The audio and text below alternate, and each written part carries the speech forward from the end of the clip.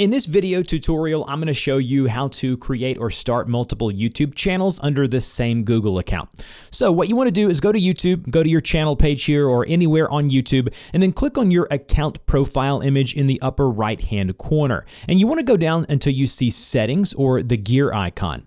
Once you're under settings, you'll see this page here.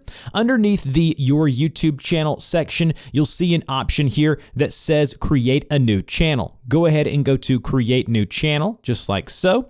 And then go ahead and give the channel a name and a handle, and then click the Create Channel button here. And now, whenever you click on your account profile image in the upper right-hand corner, you should see an option that says Switch Account. Click on that option there. And then anything that is under the same Google account will show that Google email address as you see here. And then as you can see, I have a number of channels on the right-hand side, as well as channels that I manage. So that's how you create and manage new channels under the same Google account. I'll have some frequently asked questions and a pinned comment down below. If this helped, like, share, and subscribe, and I'll see you guys in the next video.